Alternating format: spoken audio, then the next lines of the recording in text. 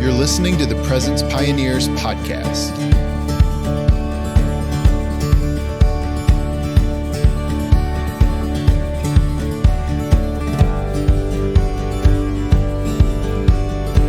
Well, hey everybody, welcome to today's podcast episode. I'm your host, Matthew Lilley, with my beautiful and amazing wife, Shepard. Hi. Hey. So today we're going to be talking about seasons. What season are you in? How can you tell? How can you tell the seasons are changing? How can you enter into the natural rhythms of life and creation that God had originally designed so that we can experience rhythms of rest, rhythms of work, rhythms of harvest, summer, winter, all of that. So that's what we're going to be diving into today. We're going to be looking at nature and looking at the spiritual as well. Hey, if you're a normal part of the podcast community, thank you so much for being a part. Thank you for tuning in regularly, sharing, liking, commenting, engaging in all the different ways that you do. We really appreciate that. If you're new to the podcast, welcome. Thank you for tuning in today. We want to help you experience and host God's presence. We believe God's presence changes everything. So we want to give you interviews and teachings and conversations, primarily related to worship, prayer, revival, missions. And so if you're passionate about those things, if you're a worshiper, if you're an intercessor, if you're a leader, be sure to hit follow or subscribe wherever you're tuning in, and we will continue to provide these resources for you. All right. With that said, let's dive in. Okay, great. So we're in the Back to Eden season, and so we're kind of talking about really all things gardening related and all those, and what'd you say, nature? Uh-huh. All those metaphors and pictures that are used throughout the scripture. And one of those is the idea of seasons. Right. And so if you haven't caught some of the previous episodes, Shepard is a gardener and a lover of Jesus, but you can help with some of the practical perspective that might help us to see things maybe a little bit more like what those who were living in biblical times would have known, so that we can hopefully understand more deeply what God is speaking to us. So, how you doing? So good. I always start yawning a lot when you start talking at the beginning of these. Well, let's dive in. I'm going to read Genesis 8. This is, from what I can tell, the first time seasons are really highlighted in the Bible. So that's always a good place to start. This is after Noah's ark has landed after the flood.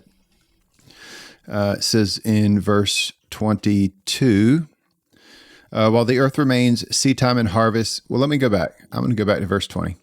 Great. Noah built an altar to the Lord and took some of every clean animal, some of every clean bird, and offered burnt offerings on the altar. When the Lord smelled the pleasing aroma, the Lord said in his heart, I will never again curse the ground because of man, for the intention of man's heart is evil from his youth. Neither will I ever again strike down every living creature as I have done. While the earth remains, seedtime and harvest, cold and heat, summer and winter, day and night shall not cease. So here you have what seems to be the establishment of seasons. Right. So I don't know. My theory is that maybe the Earth's atmosphere was significantly different before this flood, and that perhaps there weren't seasons as we know it. I don't know. Is this where once before I joked that it's because the earth was flat before the flood? Yes, it is. Okay, good. For those of you listening or watching, we recorded this episode already, and there was a technical error. Of course. So this is take 2. But I do remember joking that the earth was flat and didn't want to leave that out this time. Yeah.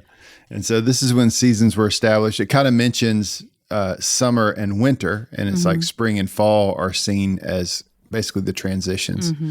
There's seed time, there's harvest, there's summer, there's winter, and those are the spring and the fall are the transitions between those seasons.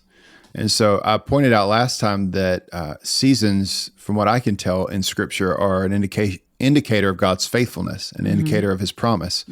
Like we think of the rainbow as an indicator of that, but the rainbow is usually something that happens in certain times of year when it's raining a lot.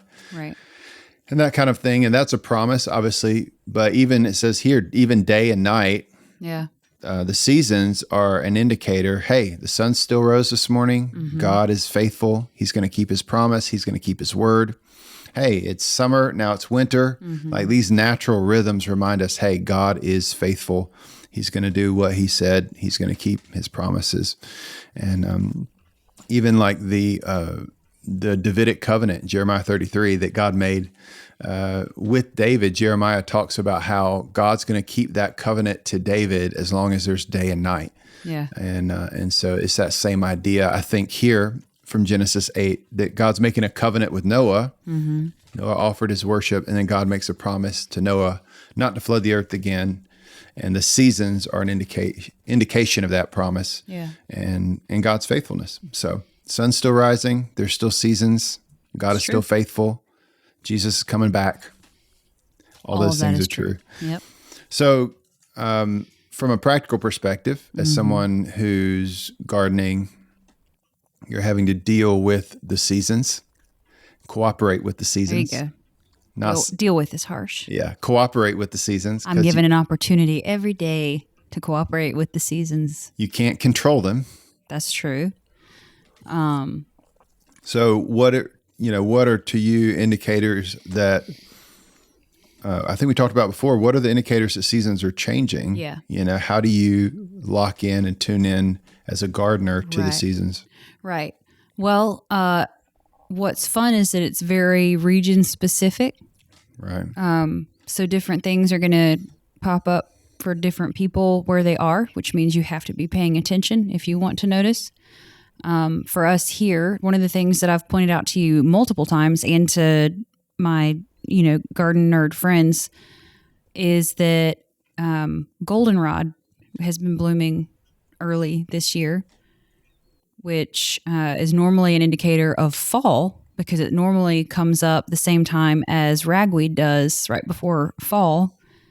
And it started blooming crazy early and it freaked me out a little bit. And I was like, nature's confused. And then the temperature started dropping. Like it was like low 60s and windy last night when we were outside. And no, nature wasn't confused. I was confused. I was looking at the calendar that was on paper and not appreciating that for some reason, somehow, goldenrod flowers can tell it's time. When it's about to be fall better than we can, And an observation I made last year is the songbirds. Oh, yeah. That I did not realize because I'd go outside early in the morning before the sun every day with our dog. And I did not realize how quiet over the winter that time was until we started getting closer to spring. And then I went outside and it was so loud because all of the songbirds were back. And there was still like a risk of frost. And it was the time of year where you're not sure whether to plant things out or to cover things up. And like it hit me, oh, the songbirds are back. Like that means they know. Like they know something that I don't know. That's and cool. so that's a good, and like I had to pull out my phone and record it because it was just so like, it's like pitch black outside. The sun is not coming up yet. And they're still just like, it's springtime now. And even though maybe it doesn't totally feel like it. Right. They're a little first clue. There's something that the goldenrod plants and the songbirds can sense that I am desensitized to. Yeah. Or don't have the ability to sense. I don't know. I don't know if at one point we could sense those things and we've turned that off, or if we just weren't made the same way as plants and birds. That's all right. Both are fine. But they knew before it looked like it to me what was about to happen. So some great insights there that if you pay attention, if you know the signs to look for, you can be aware that the season is changing in your life. Just like you have to keep an eye on that. And that is really, when we talk about seasons, that's what most people are thinking. They're thinking the seasons of their life, right? Right? That's the idea is, I'm in a season of this, or I'm in a season of that, or there's a transition. So you say, I'm in a new season. And a lot of that comes from Ecclesiastes chapter 3, Verse 1, for everything there's a season and a time for every matter under heaven, a time to be born and a time to die, a time to plant and a time to pluck up what is planted, a time to kill and a time to heal, a time to break down and a time to build up. It goes on and on. But the idea, of course, is that there are seasons of life. Yeah. And so you have to know what season you're in to know what to do. Mm-hmm. Because if you are building up when you're supposed to be breaking down, mm-hmm. that's not going to work, right? If you're planting when you're supposed to be plucking up, that's not going to work, et cetera, et cetera. Right. So the point is be aware of the season and make sure you're doing the right thing at the right time. And obviously that's huge for gardening because if you miss the season, then you've missed the whole thing. Right. Right. Yes. Yeah. It's also important to just recognize that there are seasons, which means that no point of the year is permanent. You don't just have all summer.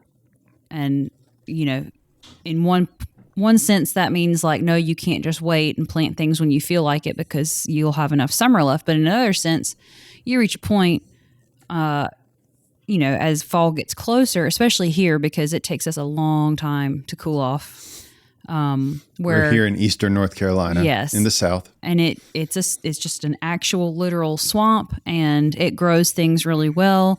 But you do reach a point where you're just like, oh, it's summer forever now. Like this is how I'm gonna die. Like, is this summertime that never ends? And it does. It always does. Yep. And then it's 40 degrees and rainy, and I hate that too. And then I'm mad about that, and I feel like that's never gonna end. And so that's something that when our kids were tiny, actually, Melissa Helser said that to me. And we were at a little house in Bath, North Carolina. Yeah. And she was just being like accidentally wise, like in normal conversation. And just said like, everything is seasons. Yeah. Everything is seasonal. Yeah. And that has gotten me through lots of moments where I feel like, no, this is permanent. This is forever. Right. And it's also helped me to try to be more grateful when things are going well. Right. And not, and understand that like when the season changes and I'm not in this good place that I'm trying to be grateful for right now, I didn't do anything wrong. No one else did anything wrong to me. The season changed. Yeah. Like no one is coming after me personally and making it 40 degrees outside, but the season still changes and I have no control over it. So I think that's a good. Yeah. It's hard to keep that in mind when you're in a good or bad season. Yeah. So. And it's just part of the natural process. Right. It's just like things have to die and then things have to come back alive. They have to go dormant for a season. It's death and resurrection. It's just like the cycle of how things work. Right. And how God designed them to work. So pretending like you can do all the things in all the seasons is foolish. Right. Pretending, like you said, that everything is going to just last forever. Oh, this is how it is forever. Like, no, there's going to be waves, relationships, geographies, jobs. I mean, sometimes there's very long seasons for certain phases of life. And some people stay in the same job for 40 years or 50 years or whatever. But even within that continuity, there's going to be waves of different things that shift and change, even while certain things stay stable. So that's why, like, if you're someone who does grow your own food or try to make your own things, like the homesteader type of lifestyle, you have to assign certain parts of the year based on how much time you have, basically. Right. Because if you, like, I think I mentioned this once before, but like, there's a hashtag that you can follow if you're into that kind of thing, Canuary instead of January, and it's where all the people who grew lovely gardens over the summer that overwhelmed them threw all of the produce in their freezers to can later. And then when you're sitting there in January looking through seed catalogs and wishing that your garden would come back, that's when you're supposed to pull all that stuff out of your freezer and deal with it, because you said you'd deal with it later, and now it's later. It's later. So that's also when everybody picks up things like crocheting and sewing and the kind of indoorsy stuff that you have time to do, because when it's July and August, you do not have time. Right. And it's really hot. And so like the idea of coming in from outside and then standing over a boiling pot of water to can tomatoes is like, why would I make it feel like outside inside right now? But it's really nice and cozy when it's January. And so it's about, like you said, you can't do all the things in one season. Like different tasks are for different seasons. And part of that is just practically like, okay, I cannot go plant tomatoes in January. I can. They won't grow. They'll die. And then part of it is just the wisdom of being like, what do I have the space for in this season? Like realistically, what would be, like ask God, like what's a good use of this season? And I mean, like he'll tell you, he's not like, you got to figure it out, like, yeah. So there's this verse, a lot of people quote 2 Timothy 4:2 about being ready in season and out of season. So I think in every season, there's things to do, right? No matter what.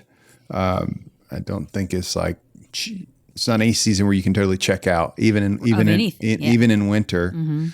There's still work to be done, like you said. So like for you, what are some things, in the winter time and the summertime, what are the different emphasis in gardening kind of in the seasons? Sure. Well, so, like obviously the spring is when everyone gets excited and Lowe's puts out all of the plants, and don't buy plants from Lowe's. They're too expensive. Just go buy seeds, and everyone can start seeds. It's not that hard. It's not that scary. I don't know why people are scared of it. But if you buy a $2 packet of tomato seeds from migardener.com, it'll come with like 50 tomato seeds in it. And to buy that many tomato plants from you won't need that many. You can share with your friends and be the generous, awesome friend. But B, to buy 50 tomato plants from Lowe's would be an exorbitant amount of money. And that's where the jokes come from, where people are like, I spent $3,000 for this tomato that I grew myself. Right. Like, well, then you made a poor choice somewhere along the way. So I'll throw that out there. But so like, obviously that's when everyone's excited and putting things in the ground. But before that, so that's like May, like around Easter is when for here, like that's when I can be putting things in the ground, and it's so exciting and everything is hopeful and there's no weeds and all that kind of stuff. But before that, I have to start my seeds. Before that, I have to order my seeds and plan what's going to go in my garden.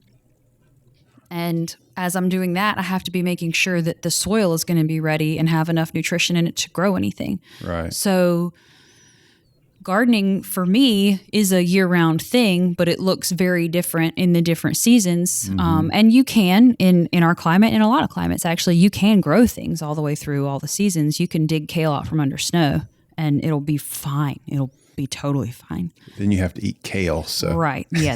That's the downside, is that now kale is what you have. But, if you have rabbits, that's a great idea. But so like in January, when, you have all this extra time, you can be dispassionate and separated from the stress of the July garden and plan like what do we actually eat, and then look at like what are the needs of this plant, what are the space needs, what are the soil needs. I can go outside when it's not 100 degrees and scoop out our chicken coop and use the soil from that to feed the soil, like the garden beds, and that's what I mix into the garden beds, because then I'm not like dying of all of the flies and smells that are in a chicken coop when it's 100 degrees outside. Because that needs time to break down and to turn into healthy soil. And it's a job that does need to be done, but my goodness, it's a miserable job at the wrong time of year. Yeah. But yeah. And then I start my seeds in February, usually right around Valentine's Day. And that way, by the time it's May and I'm excited to plant plants on the ground, I have plants, that aren't that big. Sometimes they're that big and I still plant them in the ground and it's fine. But yeah, and then you have to be planning ahead at that point to what you're going to do with all of it, how you're going to care for all of it. Do you have enough freezer space to pretend like you don't have to can all these tomatoes, or are you going to have to buckle down and can some tomatoes in the middle of the night? Or are you going to be everyone's least favorite friend and always have zucchini every time they see you? Like, That's the kind of, you have to plan for like prepping the soil, the plants getting in there, caring for the plants, and that's mostly time. And then what are you going to do with the harvest at the end of it? Because the point of all of it is to get the harvest at the end of it. Right. A lot of people just really, I love the process. A lot of people really just love the process and think it's exciting to have a garden and want to just walk through it. And it's this lovely spiritual, earthy experience. And then they have, 5-gallon buckets full of cherry tomatoes. And you're like, what do I do with this many cherry tomatoes? They don't want to actually eat them. right. Like I grew a bunch of weird colors of tomatoes and I don't like tomatoes, it turns out. And like, not me. That's not my story. I love tomatoes. But, like you have to have a plan for what you're going to do, how you're going to steward all the things that come from what you're growing. We did that with mulberries this year. We ended up with an excess of mulberries and we just had our friends, come by our house and pick mulberries when they felt like it, because you got to do something with the harvest. So I hope that made sense. Yeah. I mean, I hope that I love you sharing that. And I hope that people are picking up on the analogies, without having to explain them all explicitly, but that there's times of preparation. Right. There's times of stewarding what you get. You always have to be thinking through, discerning, aware of the season you're in. And one of the things you talked about previously was being aware of the season that's coming. That's what I was going to say, is being ready in and out of season, to me, just looks like being aware that the seasons are going to change. Right. And being prepared to deal with what, like for me as a gardener, I mostly know what the season's going to be like because they're cyclical. In life, they're not always cyclical. Right. So you can't always be totally prepared, for the next season. But you can get up early and try to hear those birds singing. You can certainly look for signs and spend time with Jesus. And again, I don't think he's like a sneaky leprechaun type figure that like runs away when you try to figure out what he's saying, Totally. So yeah, I mean, being aware that the season is going to change and listening to see if you can tell what's coming is, I think, the in and out of season. Right. So the key is timing, awareness, discernment of where you are, what's coming. So you can't just respond after the fact, because then you've missed the window. You kind of have to be ahead of it a little bit, and recognize what's going and get ready.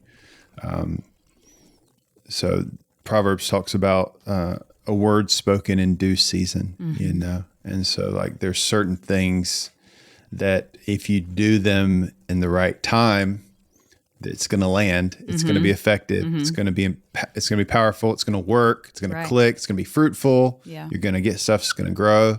But it's like if you speak the same thing or do the same thing and it's not in due season, then it's not going to have the same impact. Yeah. If you put a seed that's supposed to go in the ground in April, if you put it in the ground in November, it's not going to have the same fruitfulness, and if you speak a prophetic word, that to me, that's the essence of prophecy. A few weeks ago, we talked about that on our Tuesday night about prophecy. It's like a huge part of prophecy is the timing of it. And it's like, you can quote a Bible verse any day and it can be generally encouraging, but if you have the right thing at the right time and you say it, and like that's what the Holy Spirit is saying to do in that moment, all of a sudden it's going to be like, and that'll change somebody's life. They'll start crying and it'll be confirmation and they'll go, oh, how did you know that? And you're like, oh, it's just the same old verse that if I had read this to you a year ago, it wouldn't have meant anything to you. Yeah.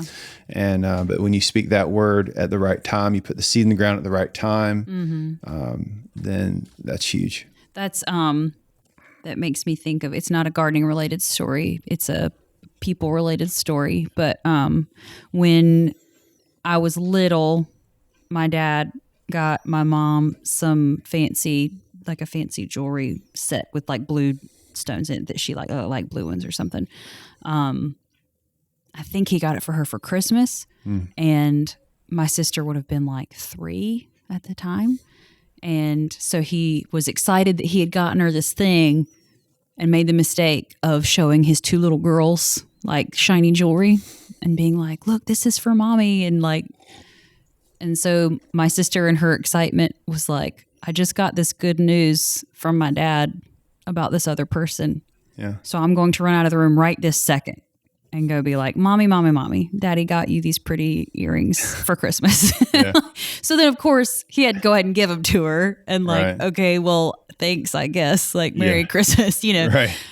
But it's just like the idea and the image of like your dad telling you something about someone else, and just knowing like this is a gift for them for in the future, and knowing to be more mature than a 3-year-old maybe, and not. Sometimes you have to like sit on it. Sometimes the word, like even if it's a Bible verse, if he highlights a Bible verse for someone, like sometimes that's like, hey, go share this with them. They need to hear that right now.